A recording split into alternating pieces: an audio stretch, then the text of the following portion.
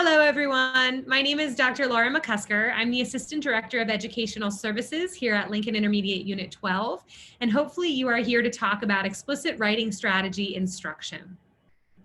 Just to get started, if you did sign up to the Pear Deck, then as I move my screen, your screen will move too.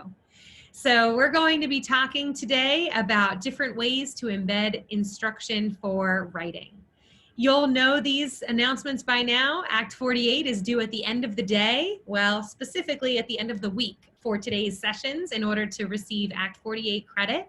Our meeting norms are around engagement and then also honoring perspectives and assuming good intentions by all. My name again is Dr. Laura McCusker. Here is my contact information. Please do not be scared to use it. I am especially active also on social media. So if you are on Twitter, go ahead and find McCusker105 and look at the hashtag TDAIU12. I tend to spend lots of time across our Tri-County footprint talking about text-dependent analysis, but my background is as an ELA teacher, Read 180 teacher, reading support teacher down in Southern York County for about 10 years before as a reading specialist, I then moved into my doctoral program where I looked at professional learning for my dissertation, and then I moved to the intermediate unit where I was first a literacy staff developer, and now I help coordinate our services to all of our customers. So I'm thrilled to be here with you today and get to nerd out a little bit on writing. We're here today to reflect on effective writing and writing strategies, and then I'm going to very quickly go through 21 evidence-based writing strategies for each stage of the writing process. But because of Pear Deck, we're going to be able to have a little bit more interactivity as well. We're also going to discuss implementation of strategies within the classroom, because we all know sometimes it's not the strategy, it's how you're trying to use it with your students. So I'm thrilled to have you all here today. So why are we talking about writing strategies now? If you were in one of my earlier sessions, I referenced that student achievement partners, or Achieve the Core, have put out this priority instructional content in English language arts for 2020-2021. PDE, our own Department of Education, will be coming out with a similar document guiding us to, quote, super standards, or the ones that we're looking at that will most further student instruction this year, despite the learning loss by the school closures. So one part of the report that's linked at the bottom was really about that students need to have regular evidence-based writing about anchor texts. And that's right up my alley with response to reading through writing. So we're going to take those considerations as a moment to consider, what does writing instruction look like in my face-to-face brick and mortar classroom, and what can it look like now that we're online? So hopefully you came with some questions. Another piece is from our morning keynote. Dr. Amanda Vanderheyden really brought into peripheral, again for us, when we think about these multi-tiered systems of support, the way that our students are coming back to us right now, it's not quite back to a tier 1 core instruction. It's like this tier 1.5, where we're going to be doing some class-wide interventions. So all students in a selected class will have to progress monitor and see what kind of small group or individual intervention are students going to need in different areas. So I'd like to start off our conversation today with the question, what writing strategies do you like to use with students? And that's okay if you aren't sure what it's called or what you might want to share. If you're not in the Pear Deck, you can simply put it in the chat.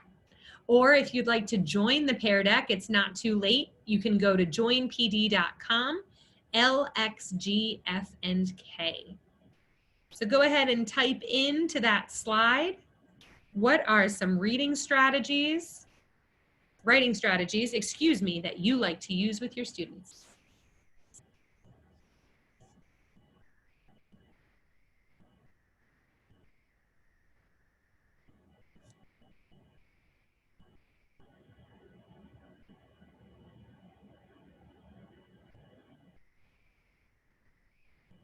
All right. I know it was quick, so I do appreciate anyone who's able to engage with us either through the chat or in the Pear Deck. But looking at our responses, we see things like a 3-2-1 as kind of an exit ticket, or a think, pair, share, where students are writing and then sharing with others. Thank you so much. That's great. We're going to use that as a basis to kind of think about constructing writing strategies. On the right-hand side here, we have a brief definition of writing strategies. That writing strategies are structured series of actions that writers undertake to achieve their goals.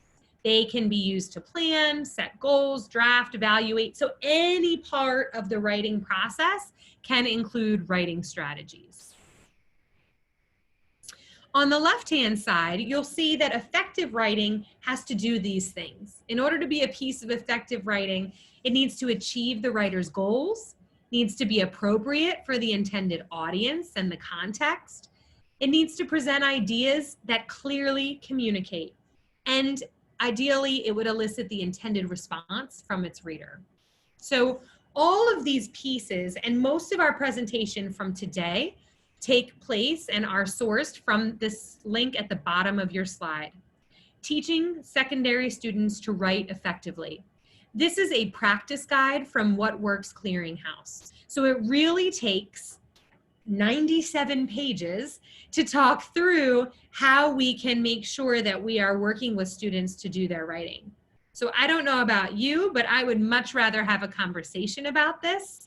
But if you want to go to the source for any of these things, most of them come back to here that we're talking about today. In the practice guide, we see that writing strategies incorporate 3 pieces. So today we're going to talk about explicitly teaching appropriate writing strategies using the model, practice, and reflect instructional cycle. And we're going to isolate A and B. We're going to isolate explicitly teaching about appropriate writing strategies and then use a model, practice, and reflect instructional cycle, simply because we don't have time to talk about all of it. But come back another time and we'll talk about these other pieces here. So first, we need to think about the writing process. On the right-hand side, you'll see there's a graphic, starting with planning and moving through goal setting, drafting, evaluating, revising, and editing. This is the piece that we're going to use as our process, though yours might look a little bit differently. Notice the arrows show that purpose and audience are involved in all of these pieces. And the little piece at the bottom says that these components could be repeated, they don't have to be linear, and they could happen in different order. So let's take and isolate our first section on planning. I did promise that we were going to briefly speak through 21 different strategies. So let's keep moving there. The first is thinking about planning. What are some things that students are doing when they're planning?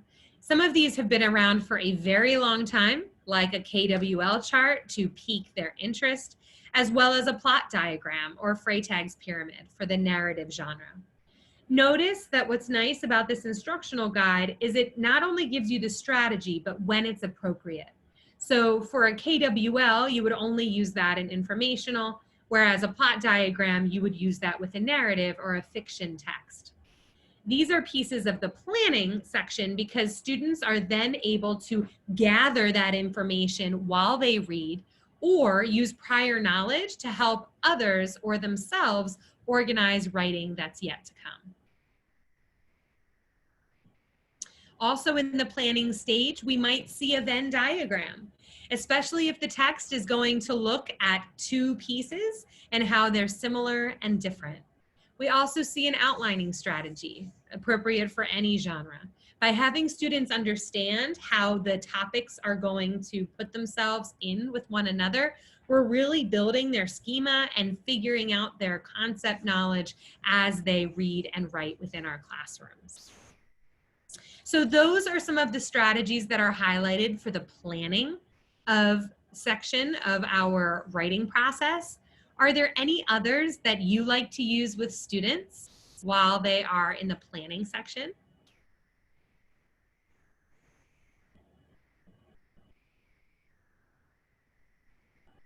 Don't worry, there'll be time to talk later. Again, if you're just joining us and you want to join our Pear Deck, please go to joinpd.com and the code is LXGFK. I'm going to put it in the chat one more time in case anybody wants to join.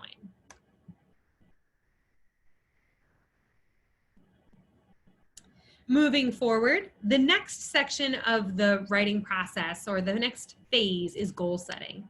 Identify objectives for writing effectively.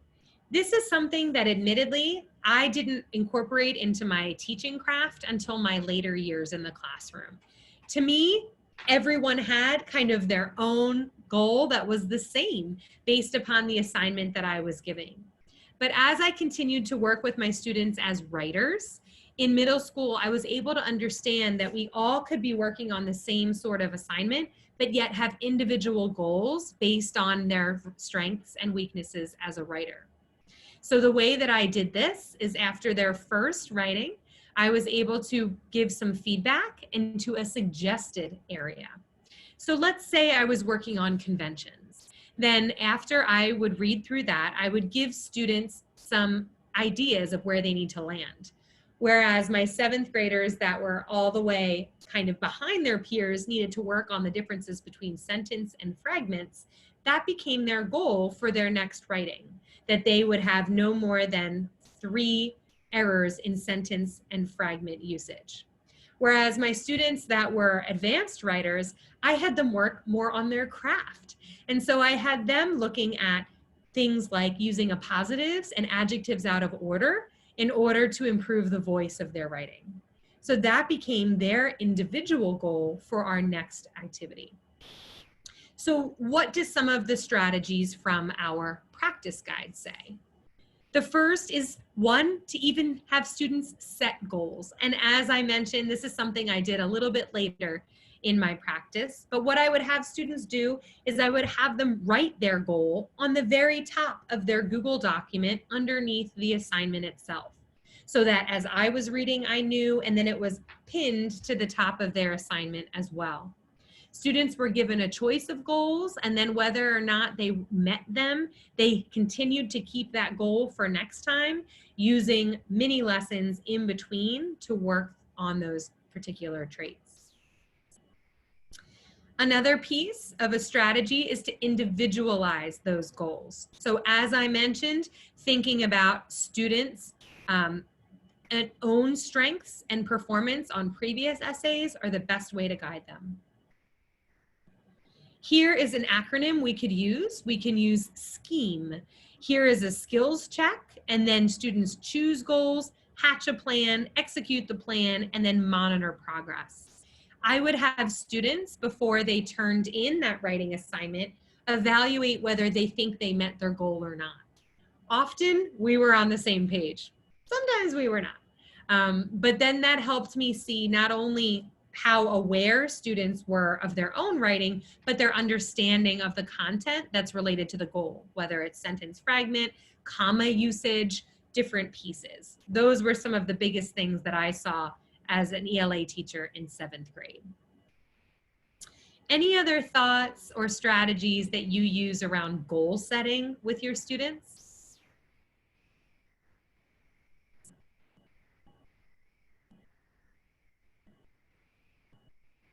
Okay, let's keep on moving then. After we think about goal setting, students moved into the drafting stage of the writing process. And so here are some strategies to consider. If we're looking with an informational genre or persuasive, we could use the acronym WRITE. Here is where you're going to work from your ideas to create a thesis. Remember to use the writing goals, include transition words, try different kinds of sentences, and use exciting, interesting words. It kind of takes the drafting piece and puts it into sections.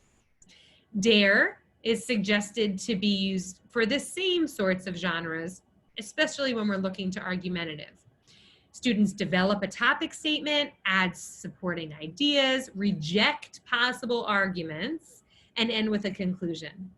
This really helps for the argumentative genre, as the piece about adding counterclaims is probably the most difficult for our writers in the middle to secondary level.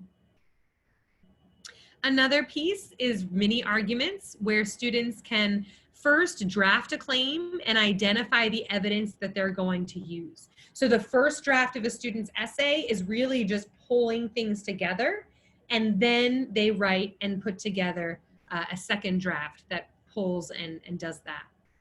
So that way the teacher has this formative assessment piece for the first draft. And a 3-2-1. This came up already in our share out of what writing strategies we use. A 3-2-1 strategy to develop a first draft of a paper, 3 things you've learned, 2 you'd like to learn more about, and 1 question that you have on the topic. Is there anything else that you like to use with students when you're drafting together that you'd like to share?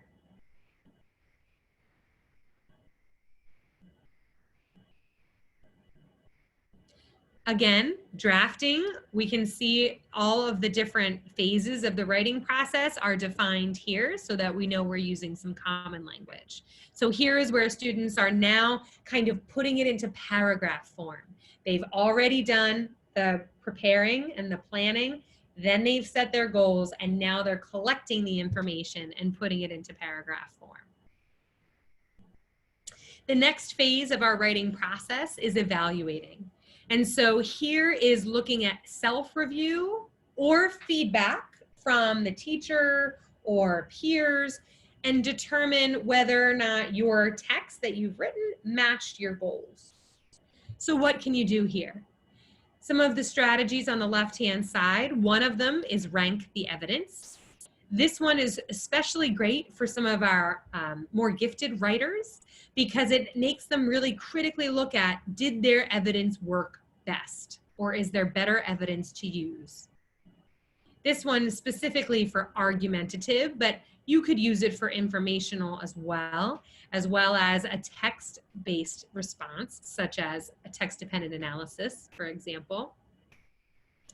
Here we have a CDO, or compare, diagnose, and operate, where students read a sentence and decide if it works, right? And if it doesn't, diagnose it and then operate it on it or change the sentence. So here are some great questions that you might take away, even if you don't formally use that strategy with your students, to have them prompt themselves or others to help determine how they might make some changes as they're evaluating their drafts. That's at the sentence level. The next strategy is CDO at the text level. So now when we zoom out, we think about comparing, diagnosing, and operating on the entire paper. So it takes students from the very discrete to the larger piece. The next piece is color coding, and it's one of my favorites. I use different colored fonts or different highlighters to color code your essay to use different writing elements. So let's do some practice around this. We'll get there. Let's see. We're going to come back. I think I have it a few slides later. Peer feedback brings us into the revision phase of the writing process. And revision, again, is making changes to the text based on self-evaluation and your feedback from others. So after you've done that critical evaluating piece, now doing the revisions. And so some of the strategies here are using peer feedback, where students either identify favorite pieces or look at what he or she continue to use based on strong word choice or sentences. Here's another "what I really mean is" acronym. And so here's a statement to have the partner read a draft and say, what I think you really meant to say was, and then that way they can restate it. That's really helpful to figure out, did I achieve the intended result? If that does not match the intended result, then the student needs to make revisions accordingly. The STAR writing strategy is to use S, T, A, and R. And this is when we're looking at organization as well as conventions. So S is for substitute overused words. T is take out unnecessary repetitions. A is adding details and descriptions, and R is to rearrange for a more logical flow. Anything else you'd like to share that you like to do with your students when revising?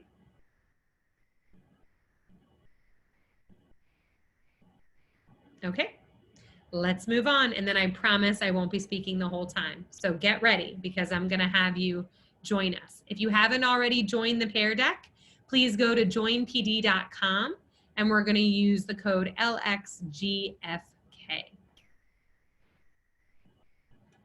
When we move into editing, this is after the revisions have been made. So we evaluate the paper, we make the changes, right? We revise, and then we edit, specifically when we're looking at conventions of written English. So one that you might have seen before that's pretty popular is COPS. Have I capitalized the first word properly? How is the overall appearance? Have I put in punctuation correctly? And have I spelled the words correctly? Job cards is one where students would individually be doing different jobs as part of the editing process.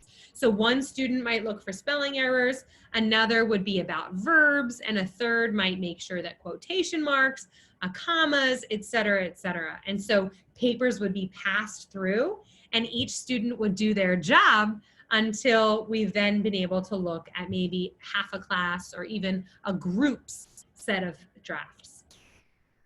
And then for any genre, peer editing, of course. So as we share with students a peer's paper, we focus on just one or two key areas during the review to help make sure that it's going to be meaningful feedback. Any questions or something you want to share that you do when you have students edit?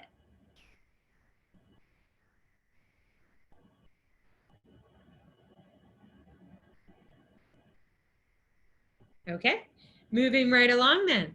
So once we have all of these strategies, and yes, I went through 21 strategies in fewer than 21 minutes, so I'm still reeling from that. But what I'd like to think about is once those strategies, whichever ones you choose, if any, are taught to students, then the big piece is instructing students on how to choose and apply strategies appropriate for the audience and the purpose.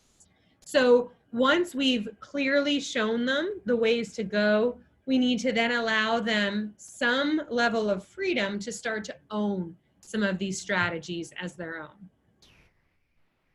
So this one's an easy one because it's multiple choice.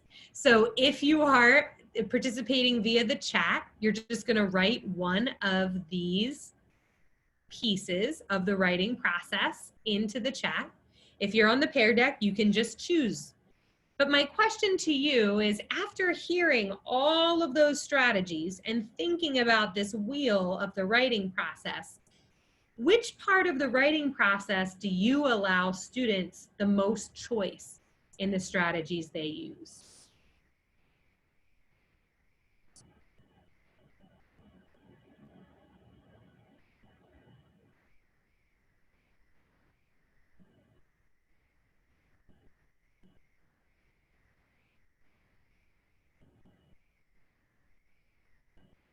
Again, if you'd rather take the poll anonymously, you can go to joinpd.com and type in LXGFK, and then you'll be able to join us.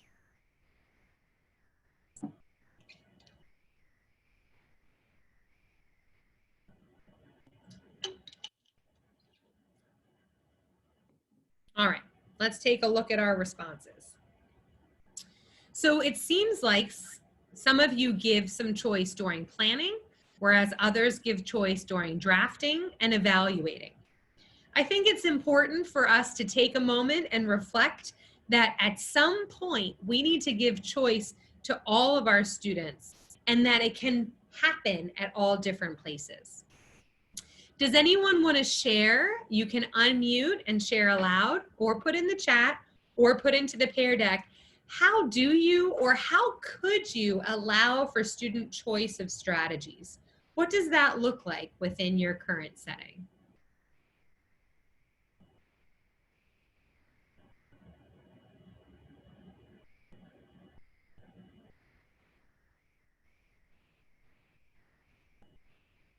I see some of you responding in the Pear Deck. Thank you.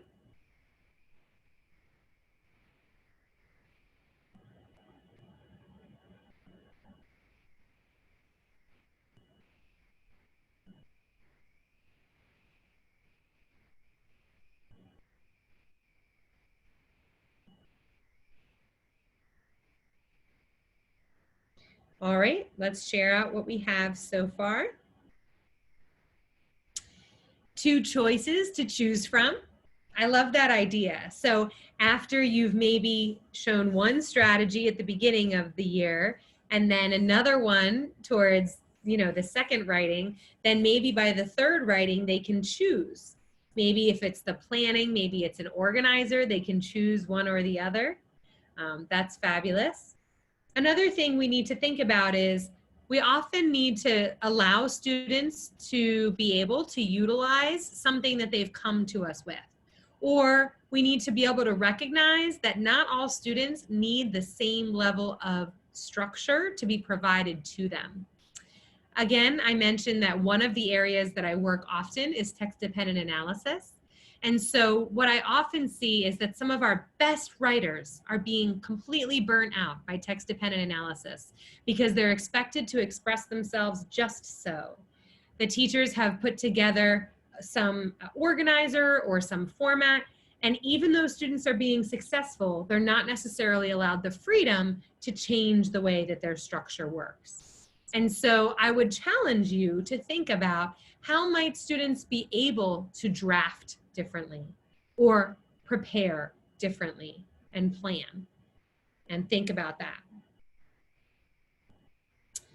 When I'm thinking about what the right audience might be or the right strategy or the right purpose, we might want to use these questions with students to empower them to be really reflective.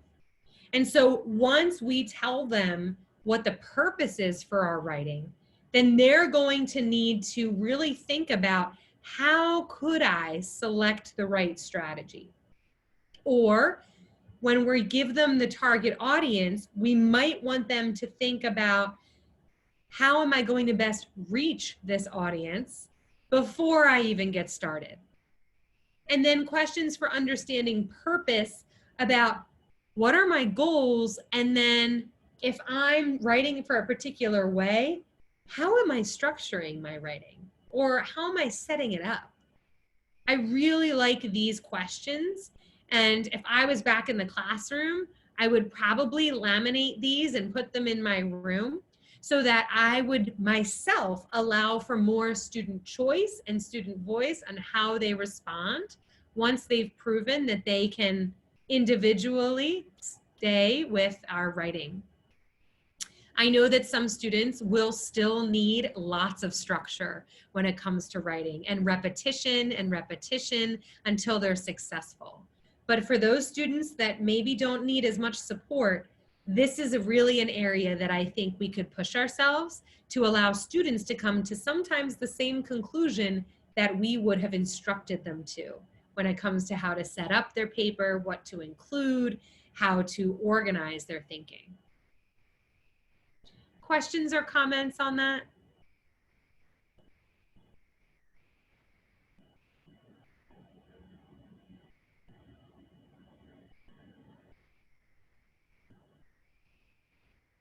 Okay. The second piece, 1B, which I said we were going to talk through 1A and 1B of the suggested strategy guide from What Works Clearinghouse, is, okay, if those are the strategies, we just looked very quickly at 21 of them, and we said that once they're taught, they need to then have students allow how and when to use them flexibly. The second part of the practice guide is about using the model, practice, and reflect instructional cycle.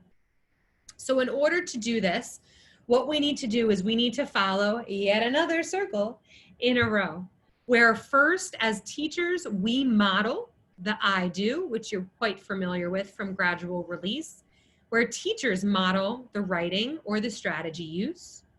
Then we move to the practice, the we do, where students practice writing using a strategy independently or with a teacher or with a peer.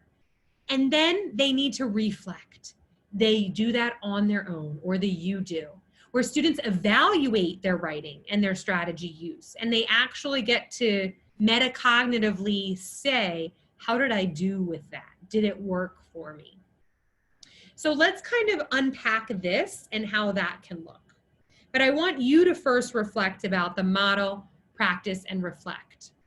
If I take all the times that you spend with students in writing, do you think you spend the most time modeling for your students, practicing with your students, we do, or reflecting, have the students reflect on what they did? Again, if you're in the Pear Deck, this is a simple survey. Otherwise, you can unmute or you can put your answer in the chat.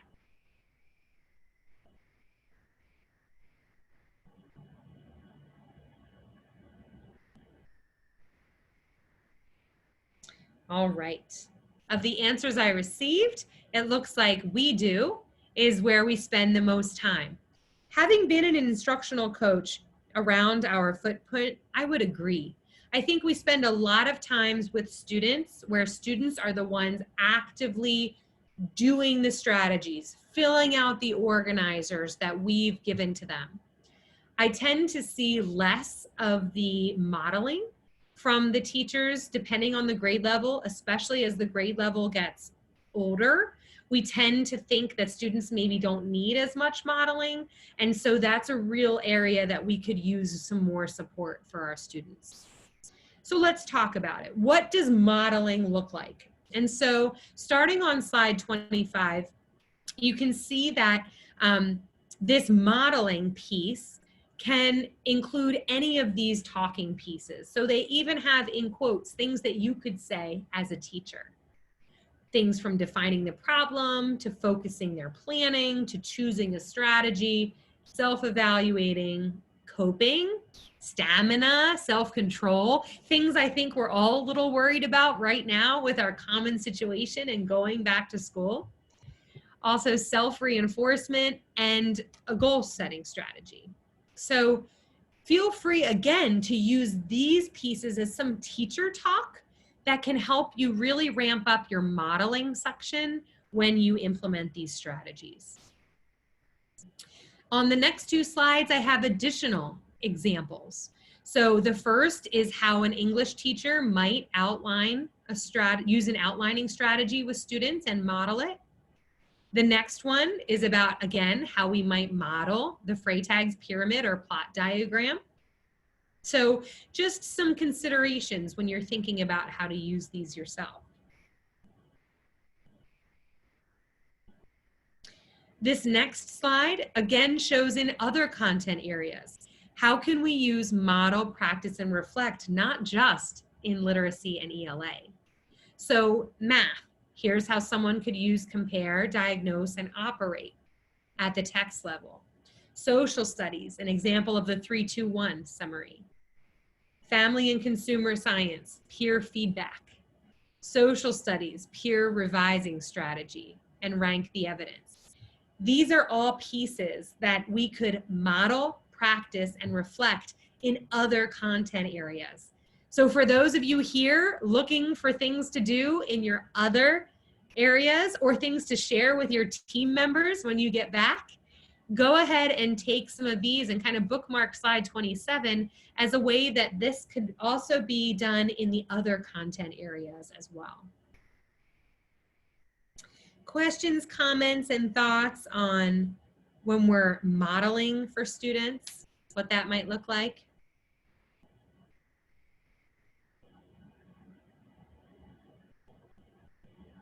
Okay. Then let's move to the reflect. The majority of you said that you spend a lot of time with your students practicing. So depending on what your strategies are that you use with them, the materials will look very different. So these slides reflect more the model side and the reflect side. So on the reflect side, we want students to think overall, how can they evaluate their own writing and others' writing? And they could evaluate on any of these things. And it does not have to, and probably shouldn't be all of them at one time, especially not at our earlier grade levels, right? But maybe we just have students read through to see, is there sufficient detail in this writing? Or does it use strong word choice? Or does it provide enough evidence? And so by giving a really strong purpose that's narrow and focused, we're really going to get the best results when we have students reflecting on their writing and someone else's. Okay, I don't know that we have time to do this at length, but if you were logged into the Pear Deck, I was going to have you, I told you we'd get to the color coding. I was going to have you color code this paragraph. So we'll just talk through this example. So in this example, the teacher has assigned on the left-hand side that the students are going to color code their own paper. And here is the key. Anything orange would be a plot summary, green, a supporting detail, and blue, further commentary.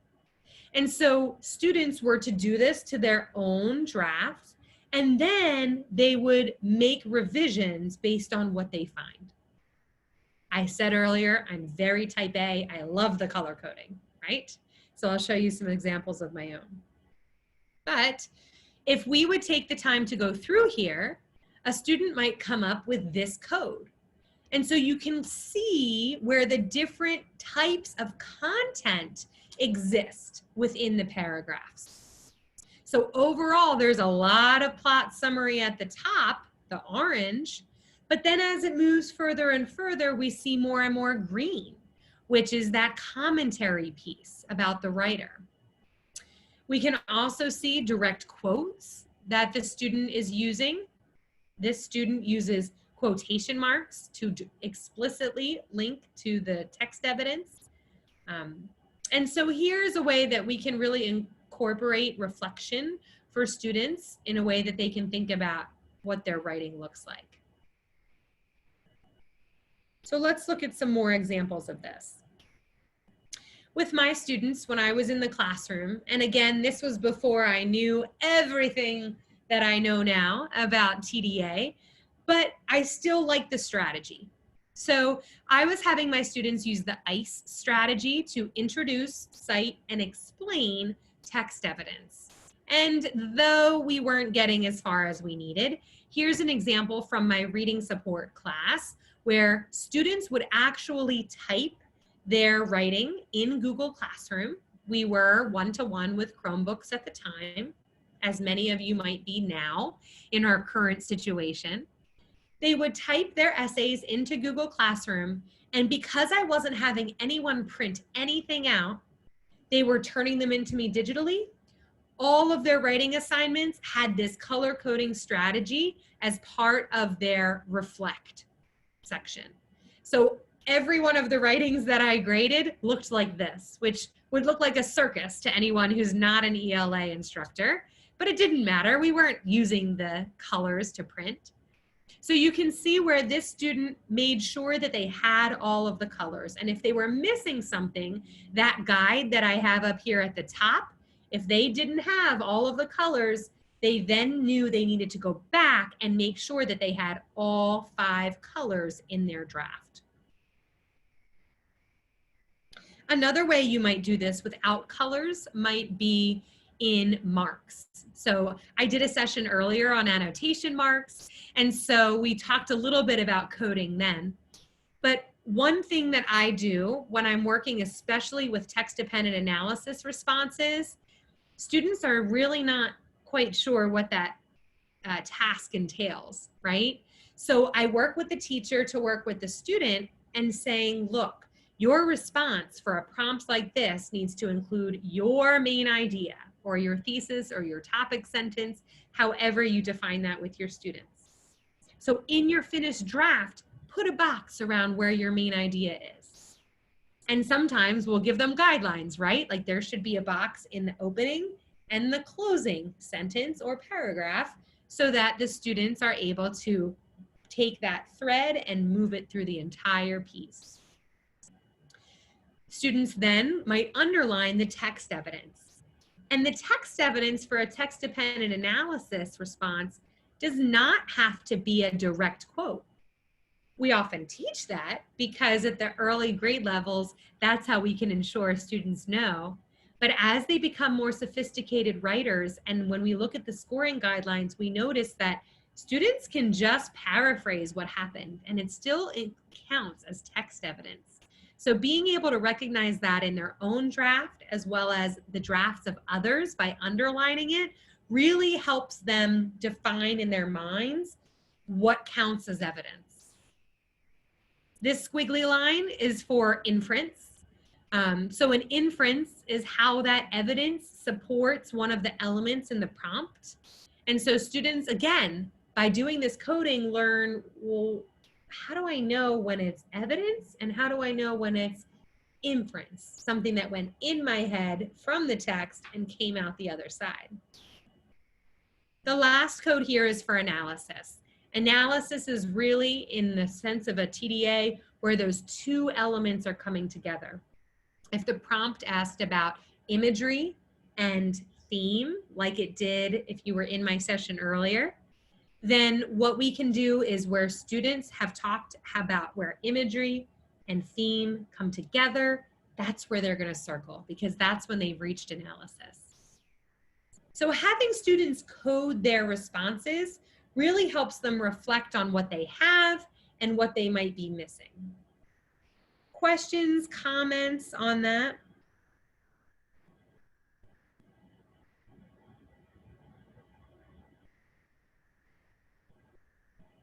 I know it's the end of the day here. You guys are powering through. We're almost done. Woohoo! All right. The next section is on using rubrics to evaluate writing. If we're having students reflect, color coding is a great way to do it. And a second way is by using rubrics. We want to be clear with our students at the very onset of a writing assignment what is expected of them. So the use of scoring guidelines and rubrics are very strong, and they need to happen at the beginning of the assignment. If students don't know their criteria for success, it's very hard for them to get there. So in this example rubric, you can see it's a 1 through 5 scale for students. They will, at the beginning, they might see exemplars of great papers that meet this. And then at the end, once they've created their own product, they then use the same criteria to evaluate their own writing. They might even use this criteria to evaluate a peer's writing. So I did this with my students as well. And so you can see, again, I'm sharing lots of TDA examples because that was what was hot when I was leaving the classroom. But when we're thinking about text-dependent analysis, there are scoring guidelines from the state. And so what I would do is, again, I was teaching in Google Classroom, one-to-one environment with Chromebooks. I would have my students, you can see they color coded, just like I showed you earlier, to see did they use that ICE strategy to introduce, cite, and explain. And in this example, I'm not even sure that that student captured that. But what I also had is below where they wrote their response, I had embedded the scoring guidelines. Students never completed a writing for me without first seeing the scoring guidelines and the prompt at the top, as well as that goal, which I mentioned earlier. So when students were completed, part of their reflection was they needed to color code, and then they needed to score their own writing on the scoring guidelines. So you'll see this student here put a checklist wherever she thought she was being successful. And then when I evaluated, I was able to see How metacognitively aware is this student of what is being asked of her? And that's how I was able to juggle those pieces. Any questions on rubrics? Anything you'd like to add?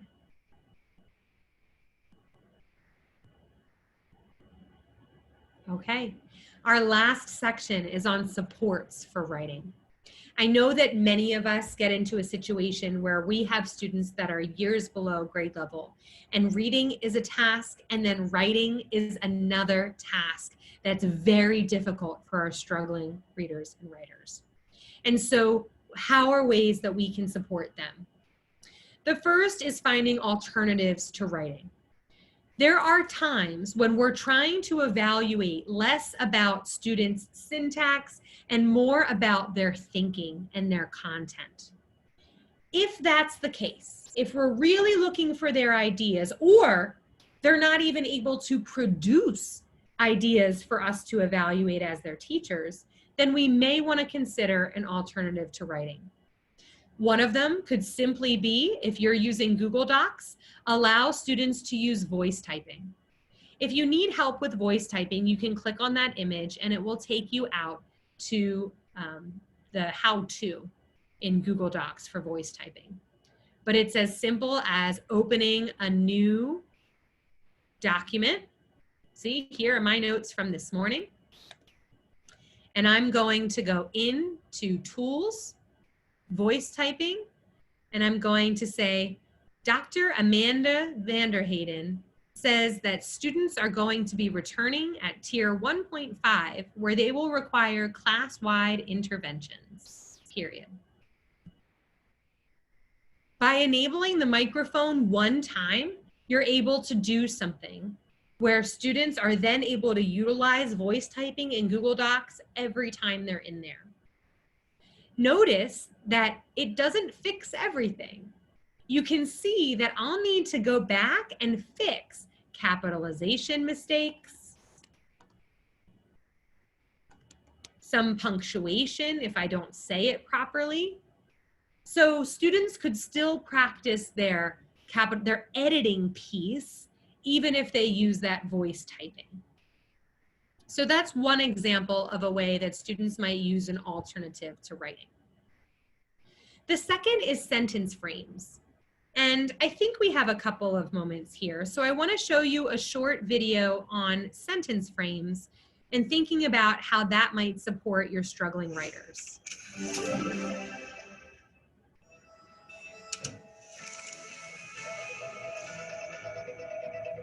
What is the author's viewpoint about exploring? A sentence frame is a strategy that I use, especially for my English language learners, to give them an opportunity to answer a question. It's basically the setup of a sentence with a piece missing from it so that they can fill in the information. I've taken a part of the job of writing away from the students so they can focus on the content. If you were going to fill in this sentence, how would you fill it in? The author thinks exploring is... I think it's exciting because you could find out new stuff about different things you never knew about. I write the sentence frames on sentence strips to help provide the students with the language that I'd like to hear them using when they're talking about the answer and writing about the answer. How does the author feel about Lewis and Clark? And in order to answer this question, you're going to have to prove it to me. I think the author feels like that Lewis and Clark are very strong because they have to go through all these dangers and hazards. And then the sentence frames especially help my English language learners because it gives them a structure for answering the questions. It helps all of my students be successful. I think that Lewis and Clark were very brave because it says that Lewis considered the Mandan Indian stories about huge bears to be fanciful tales until one of the explorers was chased by a grizzly bear. Do you think you would have enough proof to be able to say that the author feels that Lewis and Clark is brave? The sentence frames help my students to understand what an answer might look like. For most of my students, I let them know that it's optional, but it gives students an option for starting so they're not staring at the paper, not knowing where to begin. You've probably seen or heard use of sentence frames before, but hopefully that video helps you think a little bit about how it might benefit your students in a way that maybe you hadn't considered. When I think about an audio version of the text, right, we do have that layer of accessibility there. If students are having trouble and it's a reading to writing activity, we may want to have them listen to that audio version of the text in order to help them with their writing.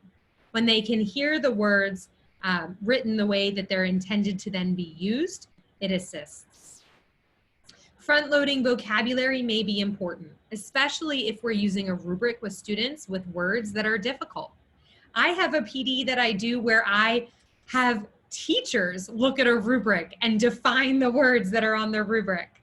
So if students are unclear about what they mean, you'll notice looking back, I use the language from the state rubric, and then I also used kid-friendly language so that I kind of put those pieces next to each other so students could become familiar with the words like analytic understanding.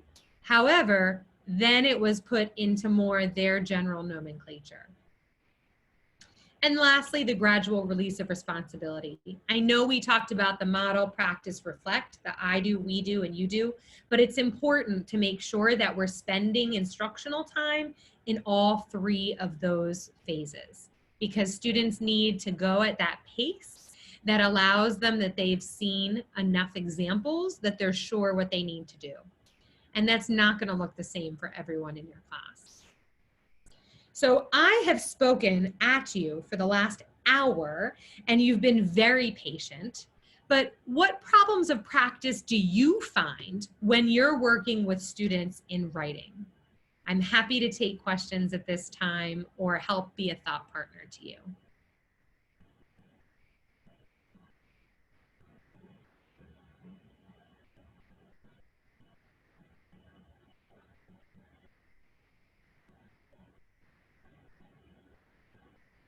I do see a couple writing in the Pear Deck, but if you want to put your question in the chat as well, you can. You can also send me a private chat if you'd like it to stay anonymous.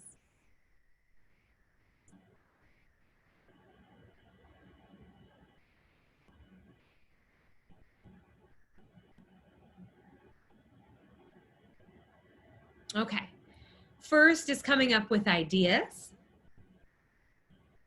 So I'm guessing that's coming up with ideas to have for the writing. And I would say start with your standards. Start with your standards, what students need to do in order to achieve their standards, and then put it in writing.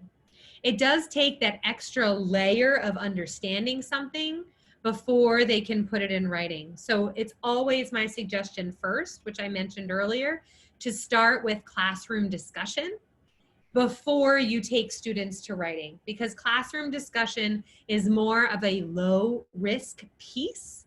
And then students, once they've kind of said out loud what might be the evidence they use, or they've said out loud what they're thinking, their thesis statement or their argument might be, then they get some feedback. They get some feedback from their peers, from you, the teacher, and that really helps.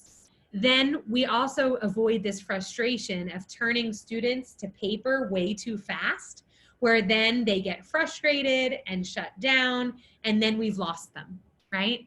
By having them orally rehearse it with classroom discussion first really helps. Any other questions?